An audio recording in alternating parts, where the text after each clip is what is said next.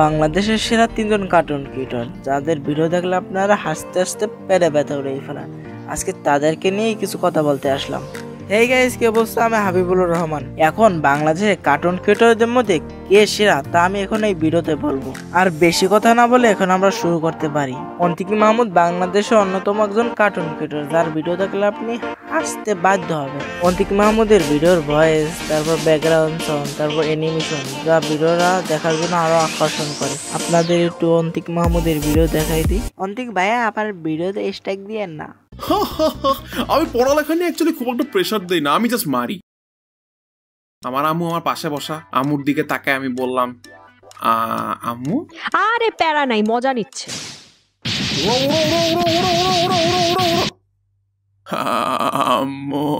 টিচাররা তো দুই একটা মারতেই পারে।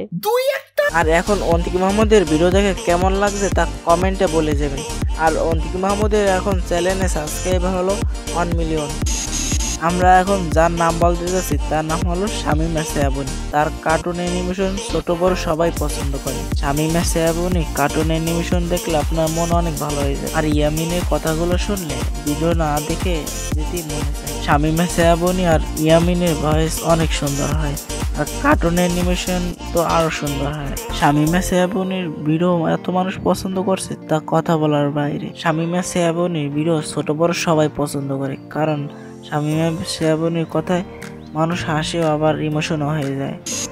দাঁড়া শ্রাবণী, এটা নিয়ে যা। পিঠা আছে, তাল আছে, দুধ আছে, কয়টা নাইকেল আছে। আরে খালা লাগবে না, কইলাম না, নিয়ে যা। শামীম শ্রাবণীর ভিডিও দেখে আপনাদের কেমন লাগছে তা আমাদের কমেন্ট বক্সে জানাই দেবেন। আর শামীম শ্রাবণীর ইউটিউব চ্যানেলে সাবস্ক্রাইব হলো 2 মিলিয়ন। এখন যে কার্টুন ক্রিয়েটরের নাম বলবো সে বড় ইউটিউবার না, তার ভিডিও অনেক ভালো হয়, তার কার্টুন অনেক ভালো হয়, অ্যানিমেশনও, তার ভয়েস অনেক সুন্দর। তার নাম হাবিবুর রহমান। তার ভিডিওগুলো অনেক সুন্দর হয়। তার চ্যানেলে যে ভিডিওগুলো দেখে দিতে পারেন। তার চ্যানেলের নাম হাবিবুল্লাহ VR7। হাই গাইস, আমি হাবিবুল্লাহ VR7।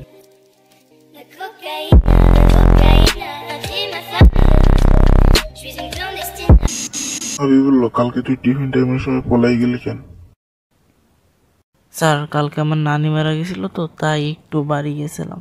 পরশু বলি তোর নানি মারা গেছে, আজকেও বলো তোর নানি মারা গেছে। একটা মানুষ কয়বার মারা যায়? ও সরি স্যার, আমার নানি না তো, আমার পাশের বাসার আন্টির নানি মারা গেছিল। কি? আমার সাথে মিথ্যা কথা বলো? হাত পা।